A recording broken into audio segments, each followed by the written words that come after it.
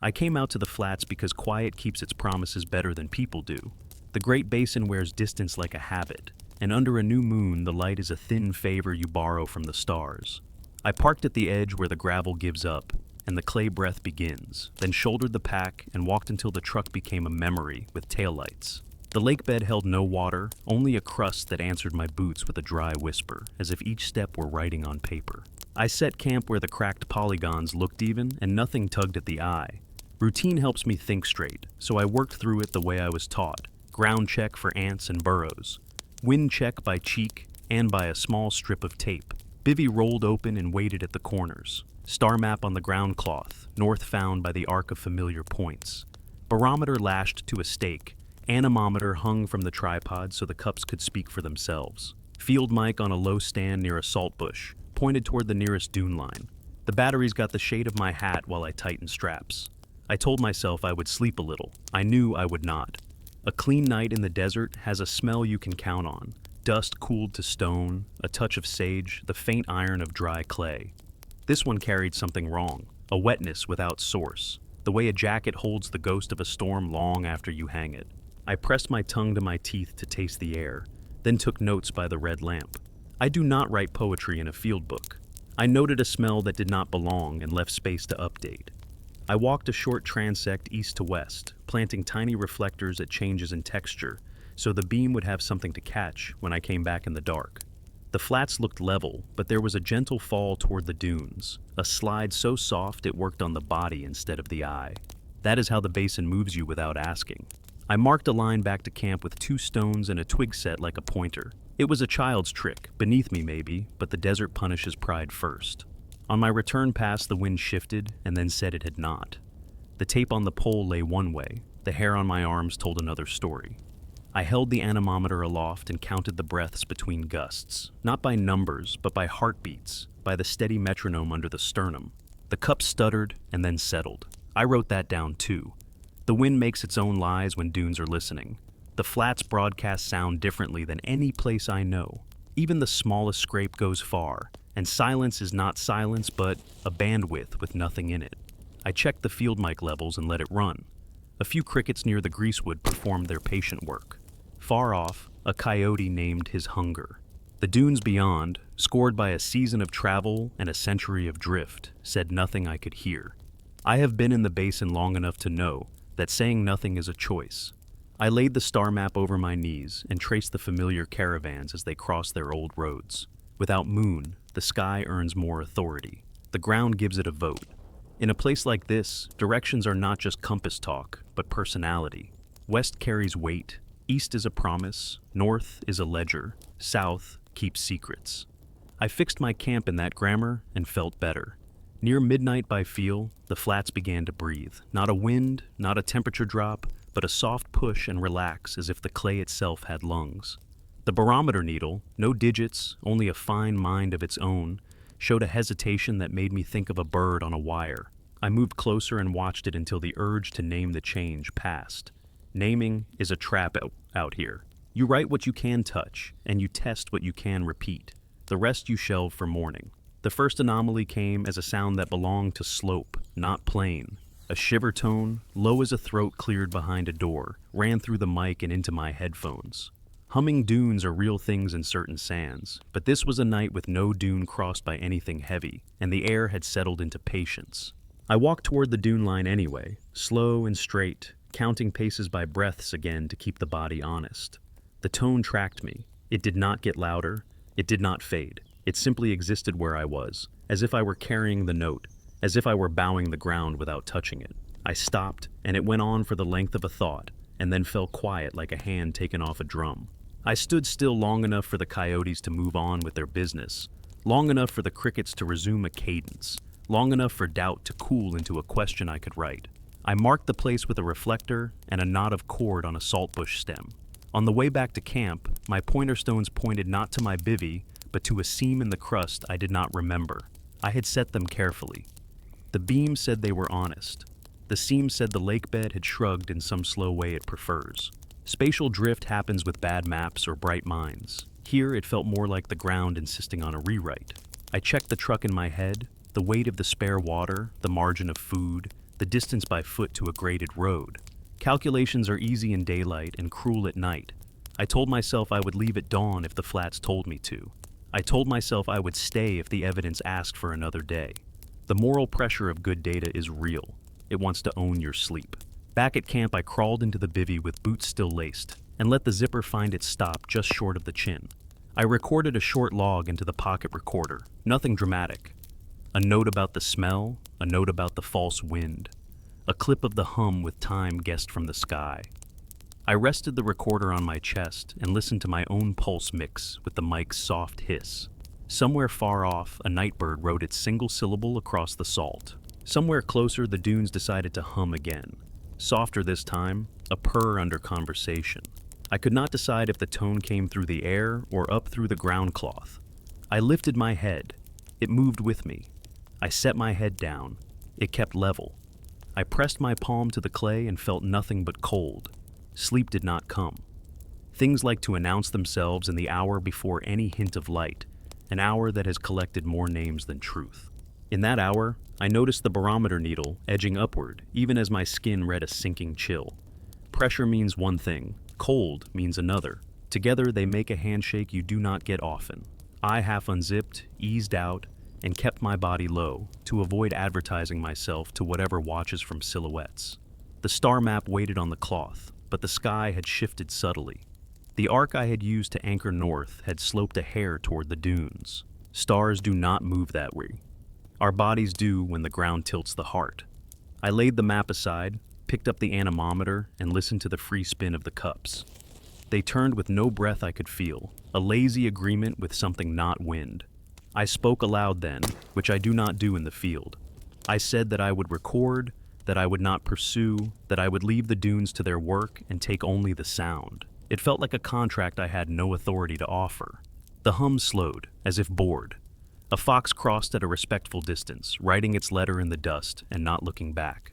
When the first pale hint of east found the edge of the sky, the smell changed. The wet without rain left, and the real desert returned with its honest mineral mouth. I brewed water over a quiet flame and let it sit until the steam rose in a slow ribbon. The field mic rolled on. My notes filled with sentences that were more questions than facts, which is the right way to start a day here. I looked once more to the dune line. Nothing moved. Still, some part of me knew the flats had learned my weight and the dunes had heard my name in the distance. Not spoken but carried by instruments. Routine closes a circle the same way it opens one. I packed the bivy, brushed the clay from the zipper teeth, coiled the cords, checked the stakes for damage, and stowed the reflectors except the one I had left at the hum. That one I kept on the salt bush, a marker for the part of me that would return, even if I told myself I would not. Then I set the recorder down beside the mic and walked a slow arc to feel the ground's mood. The tone did not return. The wind and the tape agreed again, as if a story had been told and filed. I should have felt relief. Instead, I felt the pull of a question that asks to be paid for with sleep, fuel, and a day of light. I wrote one last line in the book. The dunes answered. I did not write what they said. The basin does not like a witness who rushes to an ending. Dawn came thin and uncommitted, the kind of light that tests your patience before it pays anything out. The flats wore a frost of pewter where the wind had brushed, and the dunes stood in their patient ranks, shoulders turned like animals not ready to acknowledge you. I warmed my hands around the mug and listened to the field mic breathe. The recorder's red eye was steady as a heartbeat. No tone, a silence with shape.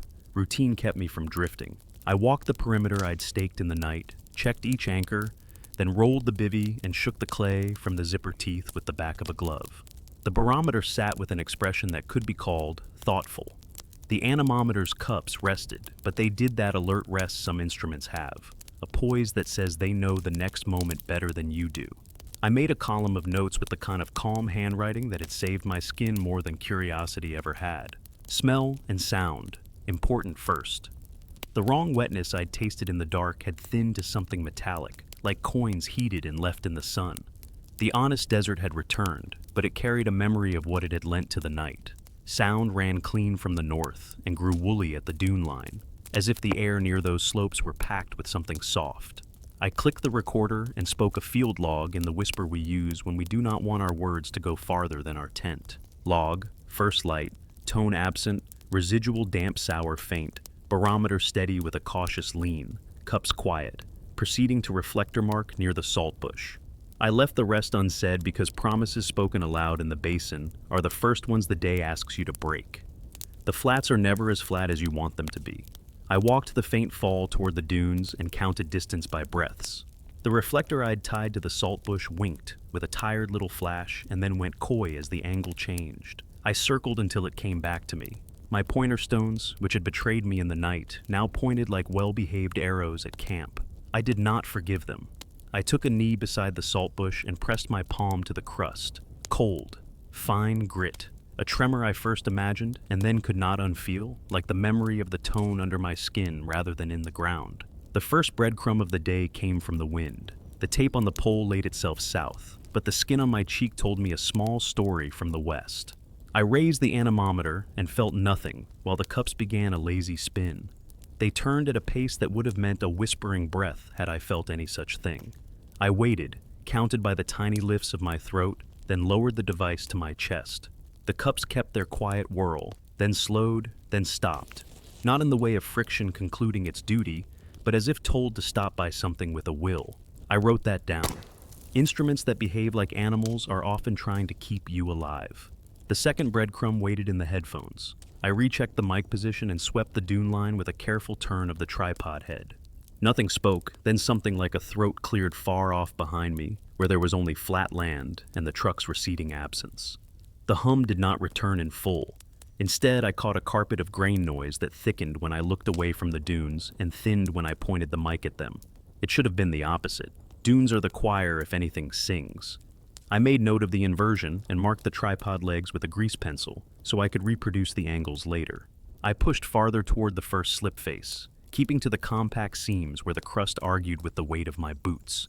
The sun rose into a pale sheet, more light than warmth, and the dunes showed their filigree, cat's paws written by past winds, tiny avalanche tongues, the single winding path of a beetle with somewhere very specific to go.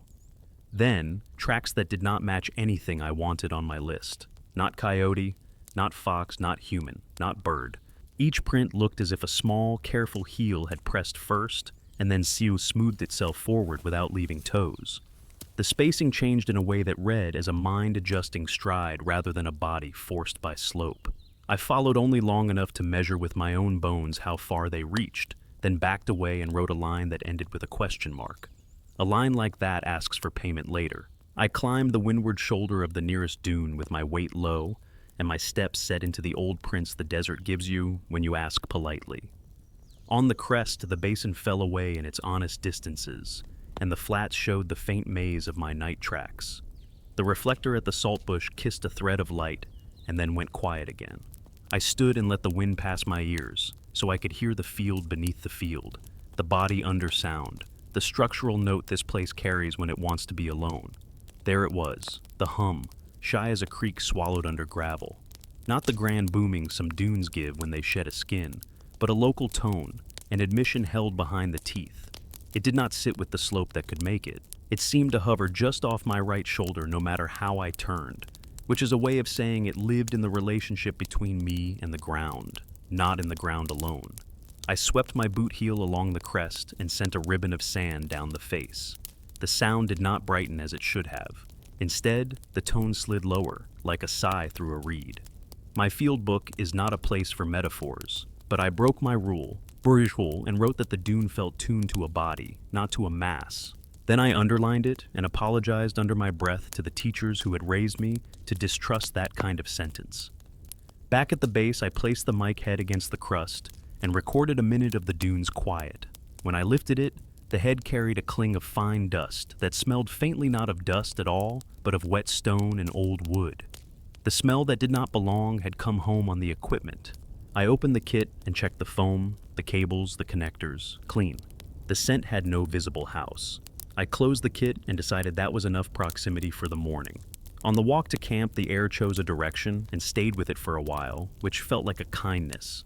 I brewed water again and ate in small, deliberate bites, the way you do when the body wants to rush and you need to win an argument with your own nervous system. The recorder clicked and I spoke a second log, voice steady. Log, late morning. Local tone returns only at crest. follows body vector, not slope physics. Instrument behavior inconsistent with tactile wind. Unknown prints with heel-first glide. Spacing non-standard. Residual damp wood smell on mic head after contact with crust. Holding position for comparative pass at last light. After I spoke, a small guilt examined me. The desert deserves clean hours. You do not throw them away chasing drama.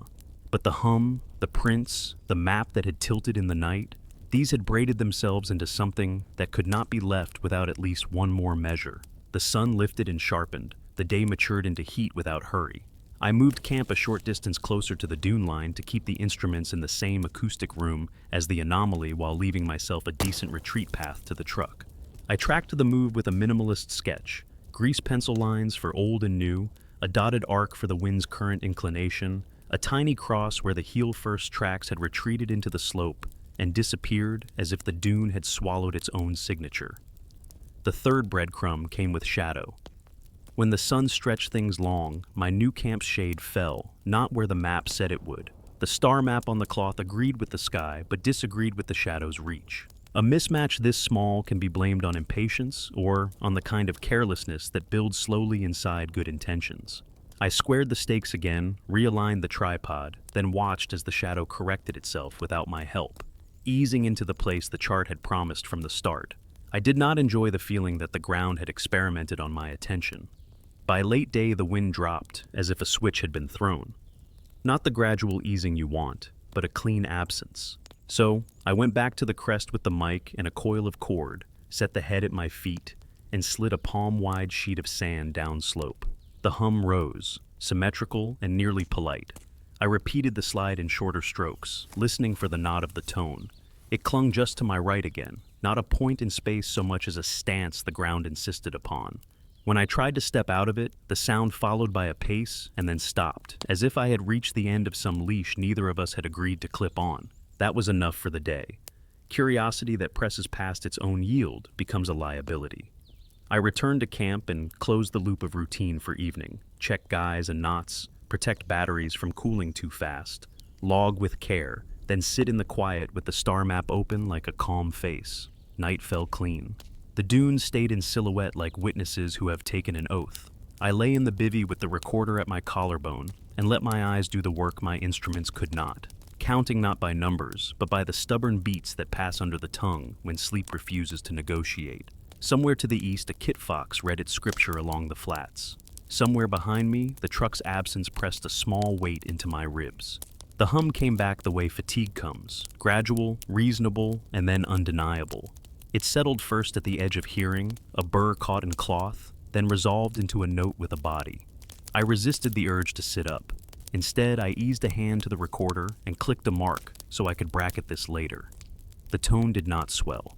It slid sideways, from the dunes toward the flats, and for a heartbeat I believed it had moved under the bivy itself.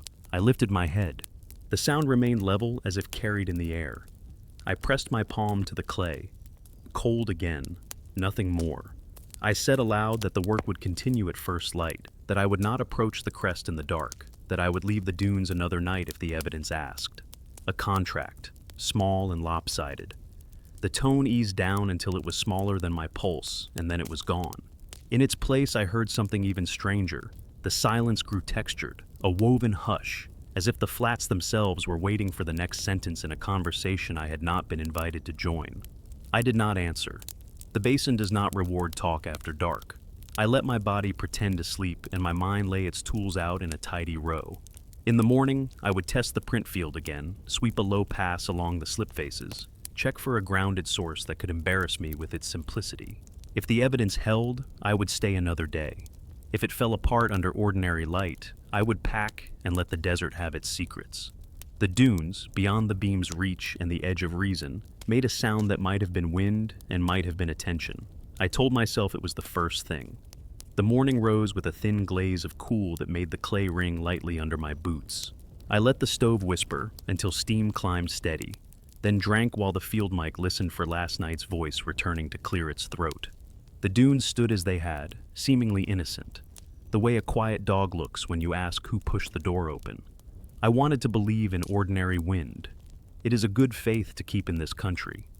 I built the day out of checks. First, smell. True desert again. Chalk and sage, and the faint iron of dried puddle scars. No damp wood ghost. Next, sound. The mic sent emptiness shaped like a room rather than a field, a sign the air was holding its furniture in place. I wrote that down. Then the barometer, patient on its stake, its needle poised as if pretending to be undecided. The anemometer's cups gave one token twitch that could have been a moth, then settled. I walked a slow circle beyond camp and planted 3 small tape streamers at different heights, one low enough to answer for the crust's breath, one at chest to test walking wind, one high enough to court the dune's opinion. They told 3 truths that would not sign the same document. Low said west, chest said south, high leaned toward the dunes and refused to hold steady. The day was not interested in consensus. I stood with my cheek to the air and read nothing I could trust. Instruments do not lie. They answer the questions you ask. I wondered what I was really asking. The prints from yesterday had softened a little, but not vanished. The heel-first glide had continued in a line that threaded between yucca and greasewood, in a way that felt conversational, like someone taking care to keep a respectful distance while still committing to a path. I paused at the point where the trail slid into the lower slope and placed my palm flat against the sand. No vibration, only the cold that lives just beneath the desert's sunlit bluff. When I lifted my hand, there was a faint smell again, not strong enough to name, only persuasive enough to complicate a field note. I climbed to the crest with the mic on a cord and the recorder tucked close to my sternum so I could feel its little mechanical confidence. I set the mic head near my boots and cleared a narrow lane down the slipface with the edge of my sole. The sound that should have risen did not. Instead, a tone surfaced off my right shoulder again, as if the dune were a throat clearing to my side rather than in front of me. I turned slowly. The tone kept its place. If I faced it head on, it slid a hand's width aside. If I ignored it, it followed politely like a student who knows when to stop asking. I disliked the sentence I had to write. Sound origin is relational, mobile, not localized to slope physics. On the way down, the wind played a trick bold enough to deserve its own row in the book. The low streamer at the first pole flipped north, the chest-height streamer at the second went still, and the high streamer near the dune pulled east with a quick, decisive snap. My cheek told me nothing but a whisper from behind. I took the anemometer off its hook and held it in the space between the poles. The cups began a slow, even spin while the streamers around me argued. I lowered the instrument until it nearly touched the ground. The cups did not slow. I raised it above my head. They did not speed. I closed my eyes to listen for the change my body could not read. The instrument insisted on a wind the desert refused to provide. I wrote that down, then drew a small arrow I would understand later. A reminder to admit that some days the tools hold their own logic like a closed hand. Back at camp, I spread the star map and anchored its corners with clean stones. The sky was straightforward, a plain truth written in ancient ink. When I aligned the map to the real constellations, the southern edge behaved as it should, but the northern line wanted to tilt a breath toward the dunes. Not by measure you could brag about, but enough to make the hair along my forearm lift in a single quiet agreement. The basin is not a stage. It does not have trapdoors. When it acts like one, you check yourself twice before you check the world. I recorded a log in the usual unromantic voice. Field log, late morning. 3 elevation indicators give conflicting direction vectors. Anemometer registers steady low flow independent of height. Tactile wind absent. Local tone at crest remains body relative. Print trail continues with glide character. Spacing subtle changes suggest intention over terrain. Star alignment shows minute slant toward dune line. Instrument error not yet ruled out. Saying it plain did not make me feel better. Plain words can crowd a small tent. I stepped out and gave the day back its room. Heat built quietly. The dune's leeward faces went soft under the sun, and the windward shoulders held their crisp, scaly armor. I took a rake and tested small avalanches, listening for the famous voice of singing sand. The dunes declined to perform. No booming, no choral slide, only that private tone pacing just to my right like a thought I couldn't quit. I paced along the crest with careful feet and let the hum keep its preferred distance, then paused where the slip face curved into a shaded pocket. It smelled like a cellar that had not been opened in a long time. The odor died the moment I leaned closer, as if embarrassed to be caught. Midday drew the shadows tight around their own feet. I retreated to the flats and let the ground cool my back through the shirt. while I listened to the mic's feed in the headphones. The dunes offered a long breath I first took for wind, then for attention, then refused to interpret. The recorder clicked when I marked the moment. A hawk wound a slow spiral above the basin, and then cut away as if the land had nothing he wanted to circle. I shifted camp again, not far, just enough to move the bivy and tripod into a fresh arrangement of shadow and slope. The move felt like superstition, and like good practice at the same time. The barometer's needle lifted a hair and then held, fragile as a spider's web. The anemometer's cups, which had every reason to sit still, chose instead to cycle in a lazy, faithful rhythm, as if reading a tide that belonged to something other than air. In the later light, I decided to give the wind a better chance to make honest sense. I tore strips from a bandana and tied small pennants at step distances across a line from camp to the first dune. Then I walked that line and watched the cloth speak. Near the bivy, the flags leaned the same way, brief and unanimous. A few strides on, they splintered into 3 languages again, some pointing toward the truck I could not see, some toward the dune, some deciding to hang and make no comment. The split was not random. It organized itself around me. When I stood still, the flags reached toward a point behind my right shoulder. When I turned, they adjusted to keep that point fixed off my back. The conclusion wrote itself, and I hated it. The wind field is keyed to observer position, not topography. I do not like the part of me that enjoys such sentences. That part asks for payment, and it always comes due. Evening brought a return of the smell, faint and stubborn, like water released from old boards in a barn that no longer stands. It clung to the mic foam. I stripped the cover and aired it, then sealed it in a bag to see if the scent would hold or bleed away. The bag stayed clean. The foam carried the memory only while it worked. I wrote that down under a line I hoped not to read again. I ate in the small, thankful way one eats when the night is asking for your attention. Then I spread the map and watched the first stars harden into their proper places. This time north held, south held, the edges trued without argument. I felt a foolish satisfaction, the kind you feel when a watch finally agrees with a wall clock. The dunes were dark backs along the sky, the kind of silhouette that prompts a person to preach about scale. I kept quiet. Scale had made its point. When the hum arrived, it came early, not long after the horizon took its last color. It started in the headphones with a grain that brushed the edges of hearing, then thickened into a note so soft it would have disappeared, if not for the way it stressed the ordinary noises. A cricket that shifted an inch, a fox that paused, the steady static of distance itself. I marked the log and lay down so my spine ran in a straight line with the dune's shoulder.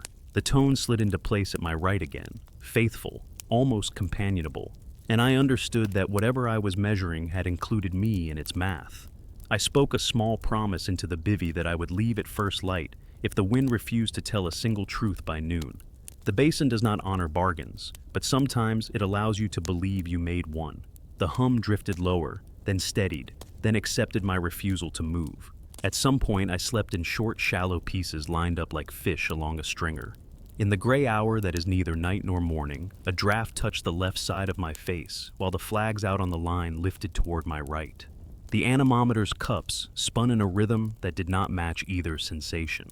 The barometer's needle brightened with purpose and then relaxed, as if spoken to and then soothed. I did not sit up. I stayed where I was and let the air divide itself around me into factions.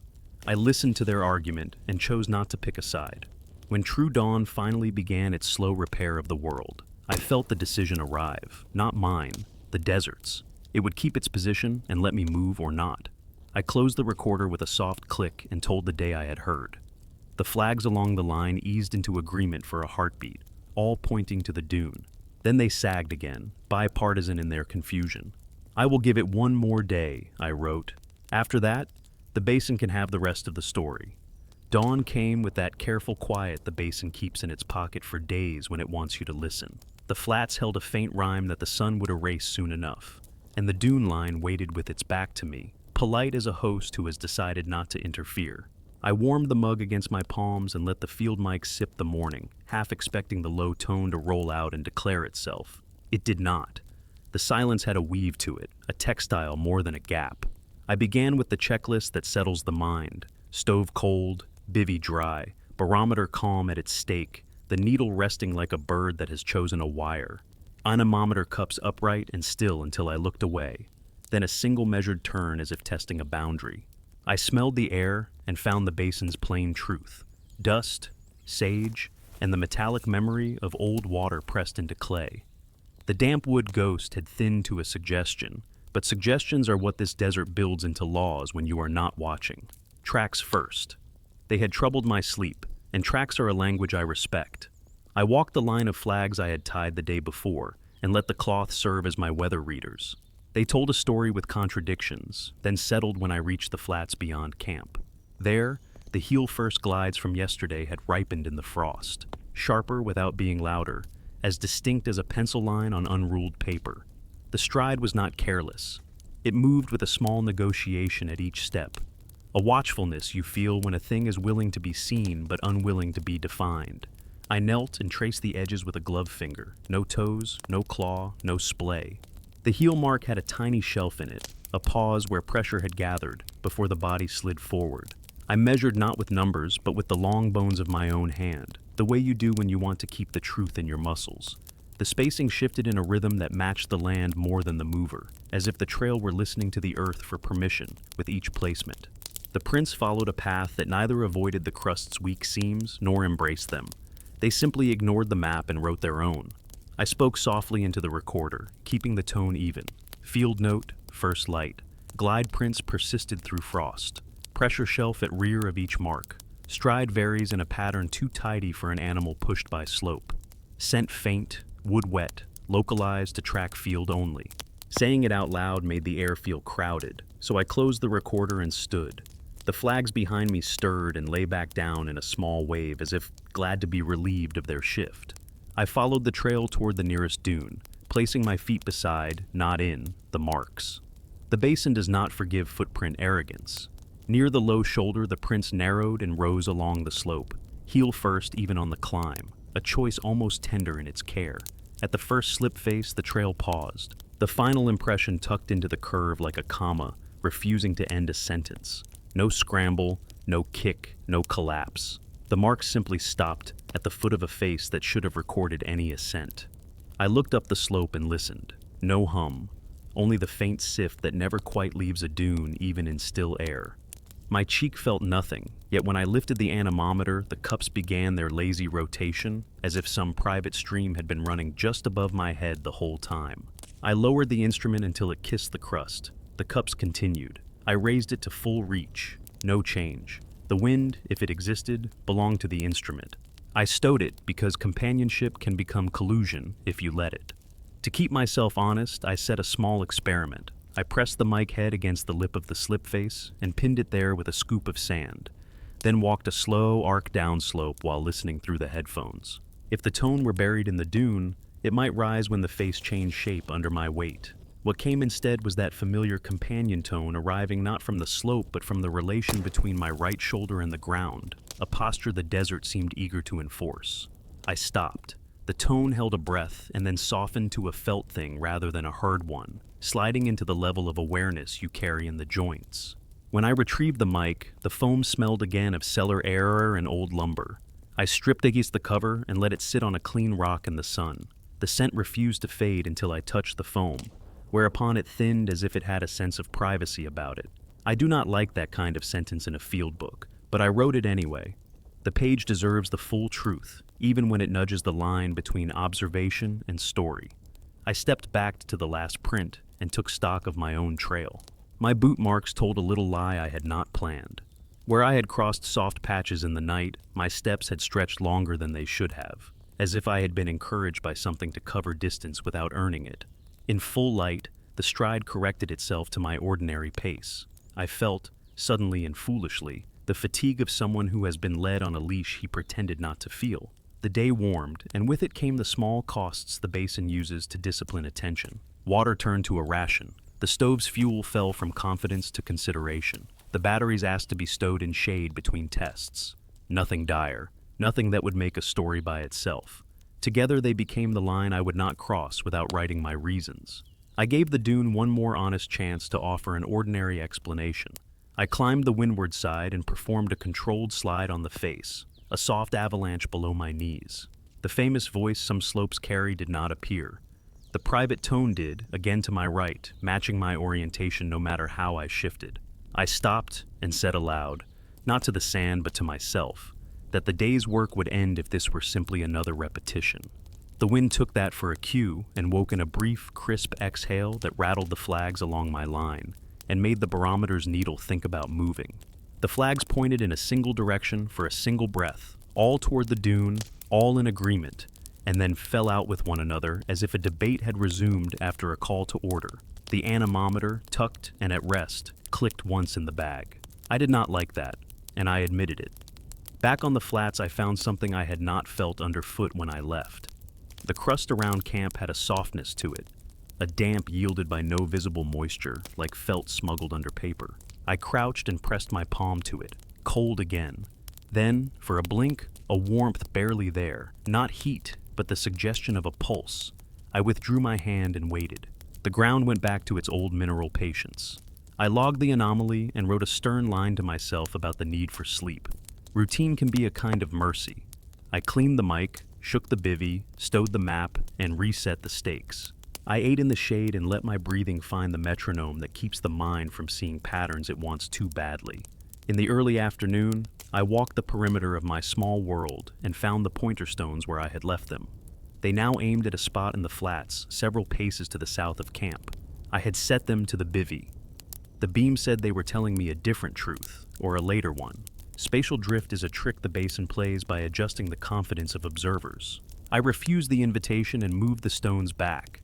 This time I added a twisted twig beneath them, a grammar the desert is less inclined to change. Evening crept in around the edges of the sky, and with it the familiar low burr of attention from the dune line. The hum did not announce itself as a performance. It set the room again, tuned the silence to a key I had begun to recognize. I lay in the bivy and let the recorder capture the shape of that key, while I worked through the ledger of what I owed this place and what it owed me. The ledger is never equal. If you do not accept that, you should not camp alone on a dry lake bed. I decided to follow the tracks at first light, but only to the point where the dunes insist on privacy. I would hold the absurd rule that has kept me intact in other fields. Stop at the line you can draw with your body. I would listen for the hum and take it as the boundary. If the trail crossed beyond that sound, the basin could keep the rest. As I drifted toward half-sleep, a fox passed again, reading the flats with that quick, prayerful trot. It paused at the last glide print and sniffed without interest, then stepped into my own boot mark and went on. The choice felt like a vote I had not asked for. The flags along my weather line leaned gently toward the crest and stayed that way longer than comfort would suggest. The barometer's needle brightened and then chose restraint. The anemometer did not move, but in the dark of the bag I felt it behaving as if it were listening. Above me, the stars took their places on the map exactly as they should. The northern edge held true. The southern corners met where I expected. Only the ground seemed to breathe a question. I answered it by not answering at all, the way you speak in a land that hates declarations. In the morning I would walk the prints. I would bring back what could be tested. I would leave the dunes their own names. The hum settled into the smallest possible version of itself, and rode the night with me, just off the right shoulder, like a companion who knows better than to touch.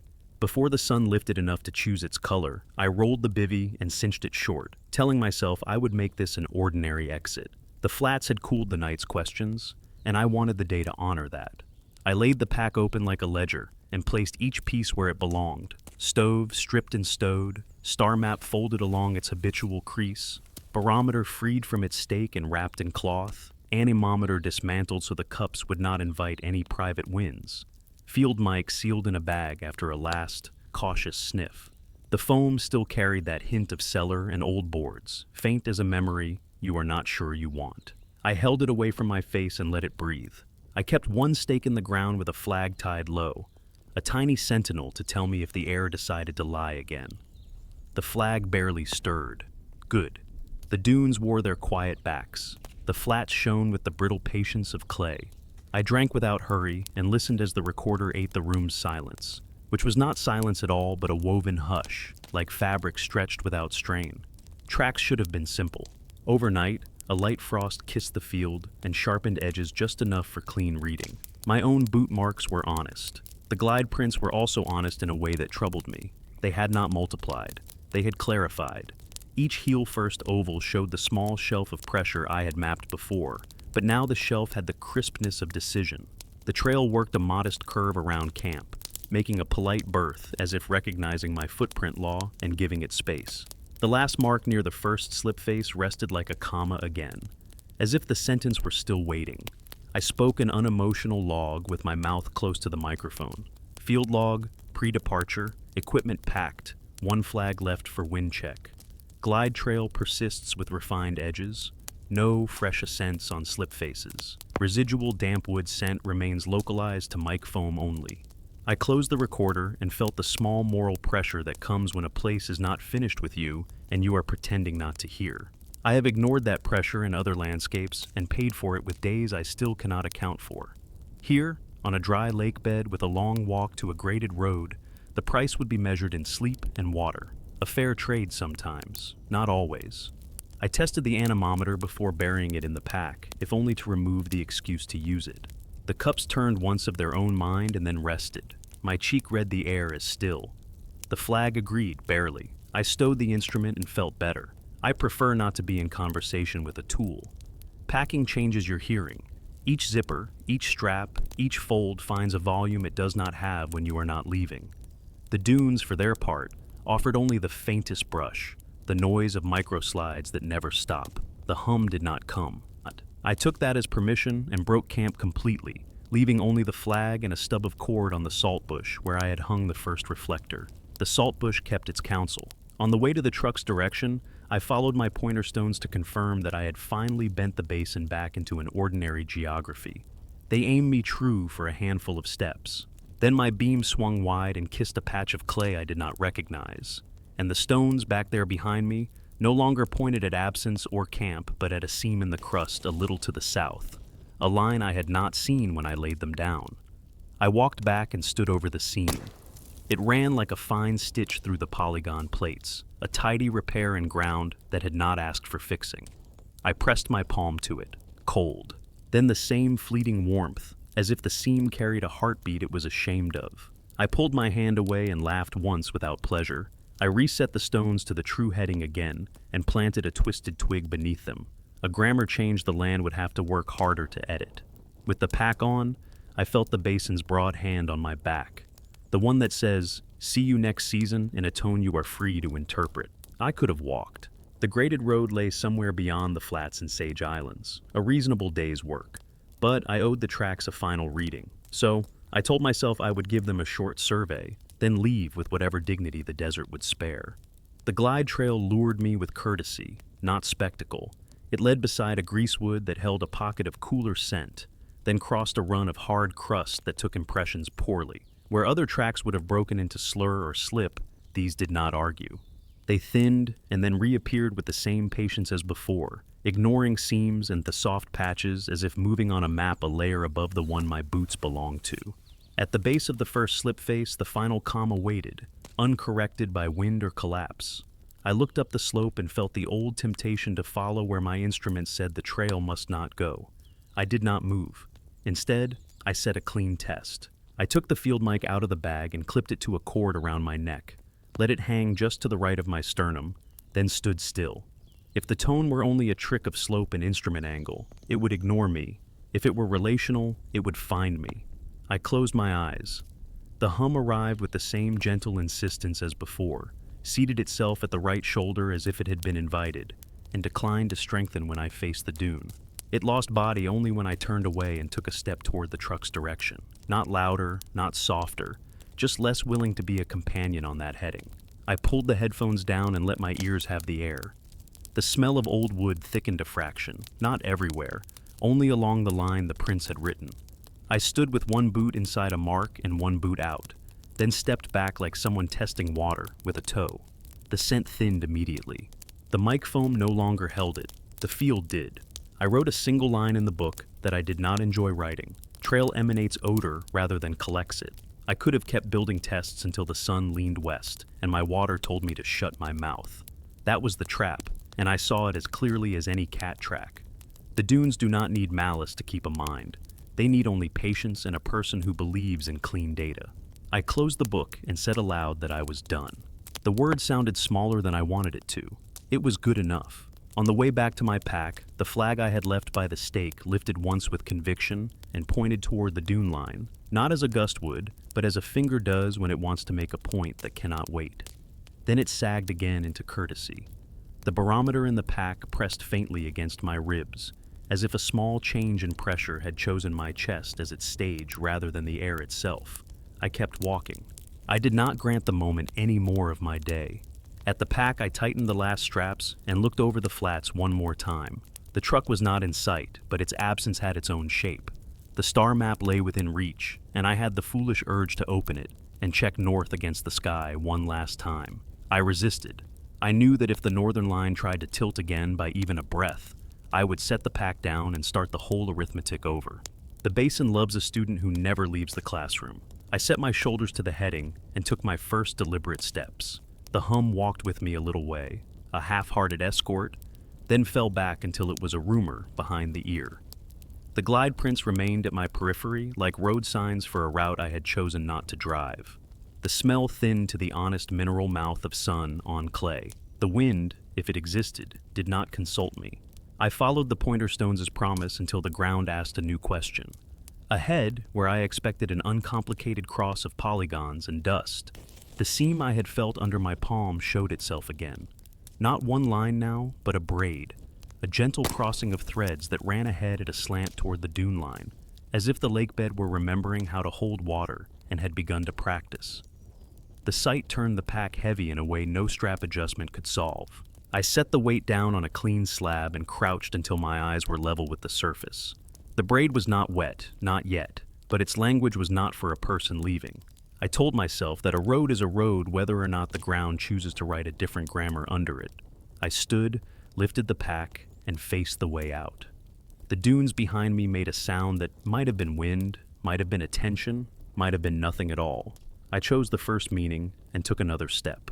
The braid in the clay pulled at the corner of my mind all the way to the horizon I could not see. I had set my heading. I had promised myself an ordinary departure. The basin heard none of that. Or it heard and decided to test the promise. I lifted the pack again and let its straps settle into the grooves they had learned during other trips, other exits that had been exits. My first steps were clean. The crust held.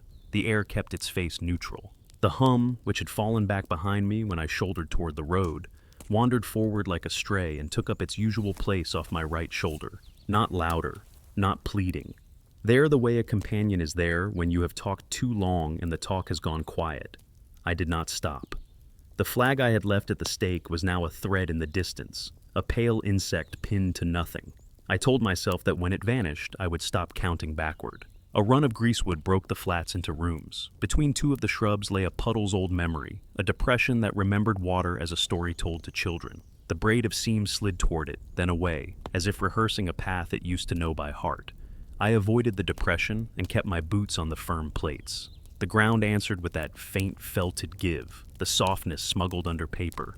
I tasted metal and dust. I kept walking. The basin speaks best when your hands are busy, so I gave mine something that would earn its voice.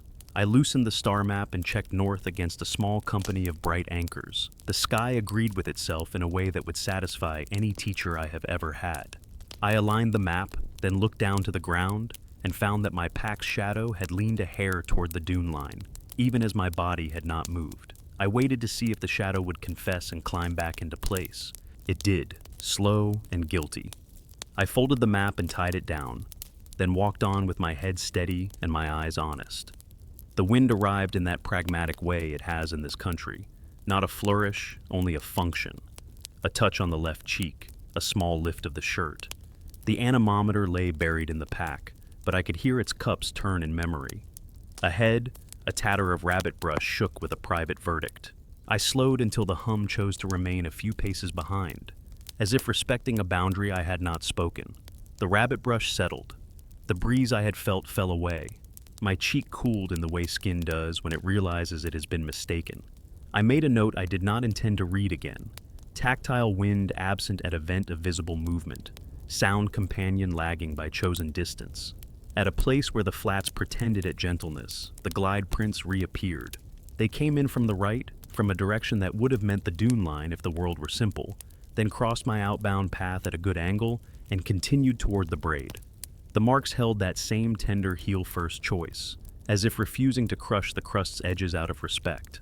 I stood in a clean place and looked from my trail to the glide path and back. A decent person chooses not to follow. A prepared person knows when not to test decency twice. I took one step along the glides anyway, because I am both and sometimes neither. The field mic was stowed. I kept it that way. The foam had carried a scent for 2 nights and deserved a rest. Instead, I used my ears and the small instruments on my face. The hum thickened when I bent toward the glide path. When I straightened into my own heading, it thinned, not in volume, but in appetite. The odor of old wood and cellar air was faint, but it lived over the prints like breath hanging over a glass. I did not bend again. I marked the crossing in the book and returned to my line. A hawk drew a lazy circle over the flats and then backed out, as if it had wandered into a conversation it did not want. The sun stepped up a degree and ironed the frost from the underplaces. The braid of seams stitched ahead of me like a thought, trying on different endings. I walked until the weight on my shoulders began to voter's march its questions. How much water? How much light? How much patience left for the part of me that enjoys sentences in a book more than sleep? I stopped, not because of a decision, but because the ground changed its voice. I felt it through the boots, a murmur that did not qualify as vibration and did not qualify as silence. I set the pack down and stood very still. The hum moved to my right again and settled like a hand that has learned where a shoulder lives. At the edge of hearing, a grit noise came and went in slow tides, like a creak under stones. The dunes beyond my peripheral vision held their dark grammar. I let the small minutes pass until my ears wore grooves into them. Then I opened the pack and pulled the anemometer free, not to argue with the air, but to mark a thought and move on. I held the instrument at hip height. The cups ticked into motion with that lazy grace they had adopted for this place. I raised the instrument to my chest. No change. I lifted it above my head. No change. I lowered it until it nearly kissed the clay. Still the same faithful pace, answering for a wind that did not touch me. I closed my eyes and imagined a stream made not of air but of insistence, a current that respects instruments more than skin. I lowered the device and returned it to the pack without a number, only a sentence. Wind untrusted, current inferred. The moral weight of data is heavy when you are alone. It asks you to pay in increments, not all at once. A handful of sips from the bottle, a halt a shade longer than prudence. A choice to set the pack down for the second time when the first time should have been enough.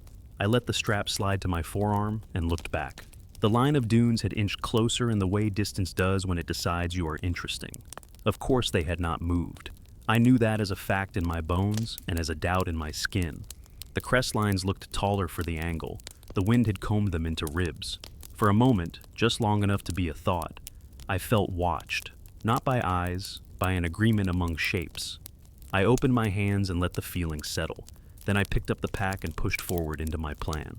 The braid tightened ahead, its threads crossing with the confidence of something that had chosen a design. I walked its edge rather than step across, because the basin loves a footprint on the wrong side of a line. When the hum slid forward as if to intercept, I stepped back to my own trail and waited without speaking. The tone settled where it wanted. I marked the angle in my head, the way it held its seat to the right, no matter which way I faced. A movable origin, a fixed relation, a chord written for the body. I took out the recorder and spoke a dry list to keep my mind from singing. Outbound. Hum maintains right shoulder relation independent of heading. Glide path crosses outbound line towards seam braid. Star map and shadow alignment, minor drift corrected upon observation. Tactile wind inconsistent with visible plant movement, decision pending at seam field. Hearing those words in the air made the world feel less hospitable. Words do that. They contain too much of the thing you want them to merely gesture at. I slipped the recorder away and tightened the chest strap until my ribs remembered who was in charge of breathing. The road would have been a few hours by any ordinary reckoning. I did not have any ordinary left. The flats were lengthening the way a hallway does in a dream you do not indulge. The pointer stones I had left behind were somewhere out of usable reach.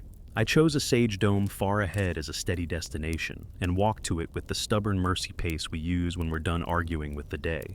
When I reached the dome, the glides waited there, not fresh, just present, as if they had been interleaved with my destination from the start. The odor of old wood lifted and vanished.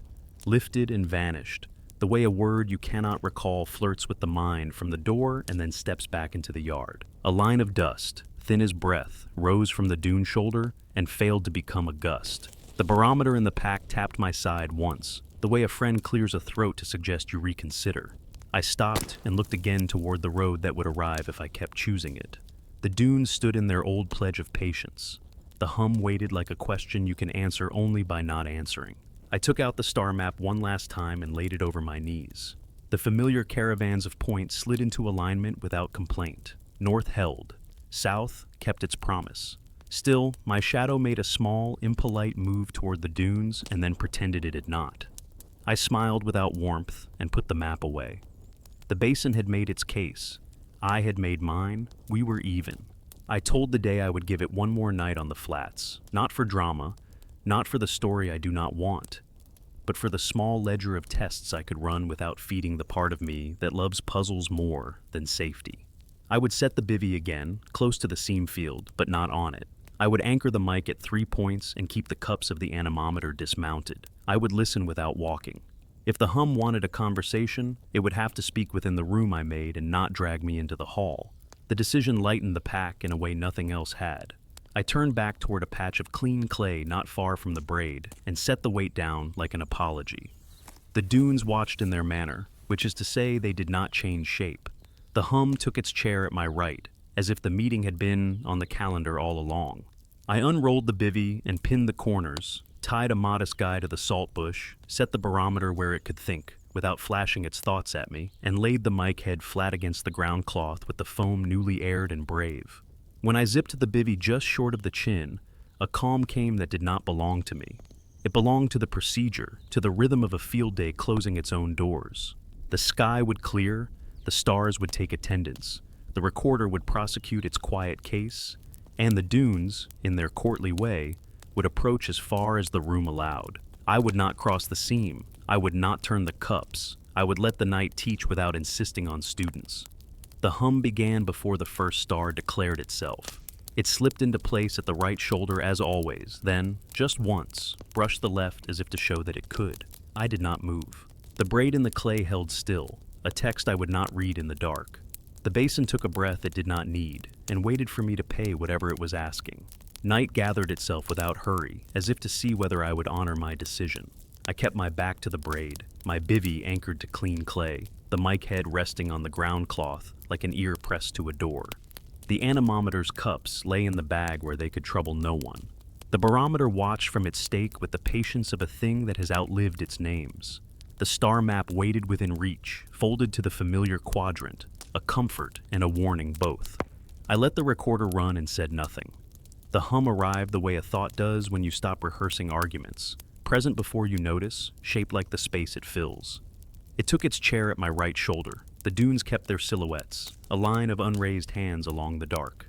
The braid held its stitched look, even in low light, textured rather than wet, as if the lake bed were remembering obligations older than thirst. The first tell came not from sound, but from smell. The faint cellar note lifted and eased across the bivy, like a breath that could not decide whether to leave. I did not reach for the foam. I had promised to listen without touching. The second tell slid in through my skin, a warmth under the clay's ordinary chill, the suggestion of a pulse not mine, present when I thought of it and gone when I tried to pin it. I turned my face slightly toward the seam field and stopped before my cheek could claim the air was moving. The barometer's needle took a small interest in the evening and then remembered its professionalism. The recorder waited with that little mechanical calm that mocks nerves. I spoke at last in the flat field voice that keeps fear from composing poetry. Hold, no movement, tone steady at right, odor present without foam contact, ground temperature perception inconsistent, tactile variance without surface change, will maintain position. The words came back to me dampened, as if the night disliked proclamation. I tucked the recorder under the edge of the cloth and gave the hour to silence. It repaid me with a third tell. The slow weave of quiet tightened, threads pulled toward the seam. Not louder, not richer, simply more organized, like a net drawn up from shallow water, gathering the common noise of the flats into a shape. I pulled the star map free to steady myself with something human, unfolded it to the familiar routes, and held it flat against my knees. The sky met it clean. North held, south answered. Yet my shadow on the cloth leaned a breath toward the braid, and then corrected itself. A tilt so slight another person would have called it nothing. I set the map down and refused to check again. Knowledge can bruise just as surely as ignorance. The hum whispered closer without moving nearer, an intimacy of relation rather than distance. I felt it choose new ground, not only my right shoulder now, but a second seat to my left, a visiting cousin without entitlement. The symmetry made my mouth go dry. I breathed slow and counted by ribs until the pace was mine again. I thought of teachers who had warned against letting the subject choose the method, and knew I had already surrendered that line. I whispered the only promise I could keep: I will not cross. The dunes took no offense. The braid gave no sign. The hum acknowledged without words and settled into a key I recognized from earlier nights. The tone a person reaches for when a conversation needs to continue and cannot yet afford clarity. Some time passed the hour with too many names. The ground delivered a small education. It began with the most ordinary of motions, a micro slide along a slipface I could not see. The sound barely qualified as sound, grit adjusting its agreements with gravity. Then a second slide, out of step with the first, not echo and not error. In the headphones it mapped as two lines asking to be read together.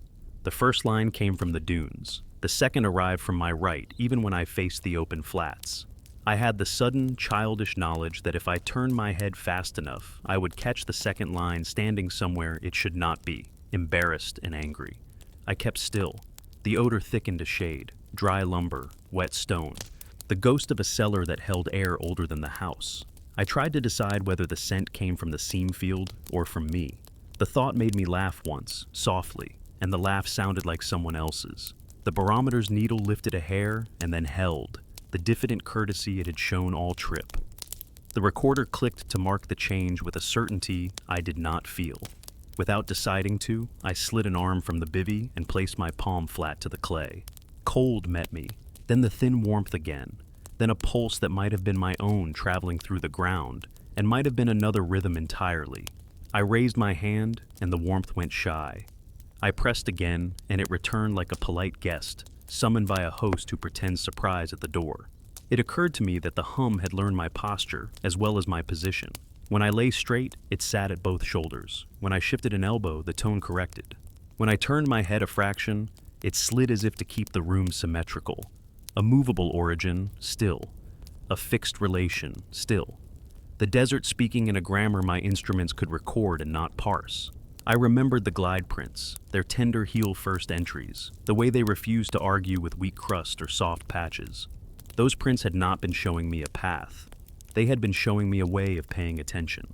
I wanted to dismiss that sentence for sentiment. I could not. The trail had paused at the slipface, not because it lost courage, but because the sentence did not require a climb to conclude. The urge to stand and walk to the braid took me by the neck. I gripped the bivy edge and refused. I have walked into trouble before by mistaking invitation for permission. The basin's mercy is that it offers you both and lets you choose the cost. I stayed and changed the method instead. I spoke quietly, not to the dunes and not to the seam, but to the work. We are leaving at first light. If you have something that can be carried without a number and tested without a wound, put it in the tape. If not, keep it. The hum slid lower until it lived inside the threshold between hearing and touch, then brought with it a faint new element, a shiver like sand brushing past sand in a jar. Not the music of booming, only the private talk of grains. In the headphones, the texture braided with the broader tone and made a single voice. The mic head on the ground cloth registered it as a soft pressure, the graph of a breath rather than a sound. I marked the time with my thumb, then let the recorder run into a long, gentle nothing. The stars wheeled with their old authority. The map beside me announced their order without pride. In a pocket of drifted powder near the bivy, a fox wrote its prayer and moved on. The flag I had left earlier, now little more than a thread walking the dark, lifted once to point at the dune line, as if asked a question, and then, almost sheepishly, lowered again. The barometer exhaled the way a sleeper does when the body admits it is asleep. People like to believe that an answer arrives with punctuation. Here, the answer came without mouths and without periods. It lived in the way the hum adjusted to my breath, and then held that key. In the small warmth under the clay where the braid ran, in the prints that taught restraint by stopping at the dune's first word, in the instruments that behaved with more temperament than metal ought to. The basin had not told me what it was. It had told me how it preferred to be heard. Before dawn's first gray began its repair of edges, I opened the bivy and sat up. The tone did not flee. It stepped back a respectful distance, as if granting space for a person to choose.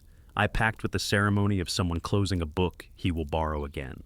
The mic came last, the foam aired and clean, the scent absent, the memory present. I left the stake in the clay for a moment longer and watched the flag rest. When I pulled the stake, the ground accepted the hole without complaint. I faced the way out. The dunes did not change shape. The braid kept its threads. A hawk appeared as a rumor against the brightening sky, and then took its own counsel. I lifted the pack and let it find the places it had set in my shoulders. The hum accompanied me for a few paces and then declined, not vanishing so much as refusing to be carried farther. I did not look back. The basin dislikes farewell scenes. On the flats, with the truck still a story, and the road only a vote I kept recasting, I paused long enough to unfold the star map. The caravans of points held true. North stayed where it belongs. My shadow did not lean. I folded the map and slid it away. The day opened its ledger and asked for nothing more than walking. I gave it walking. Behind me, somewhere between dune and seam, a tone I had learned to recognize went on speaking to the room I had left. It did not sound like a warning. It did not sound like welcome. It sounded like continuity, the desert's favorite proof. I let it have the last word and kept my own. By the time the sun chose its color, the hum had thinned into memory, and the flats had resumed their honest business of being sky written on clay. I walked until the dunes became a shape rather than a thought, then until they were a thought again. The recorder slept in my pocket with evidence I could play for people who would hear only wind. The field book carried sentences I will be forced to defend without naming what made them necessary. The basin had asked for small payments, and I had paid them. It owed me nothing more than distance. When the road finally took my weight, it did so without ceremony. I looked once toward the basin and saw only light on pale earth, no seam, no braid, no witness. I took that as the nearest thing to an answer I could be trusted with, and stepped into the day's plain sound.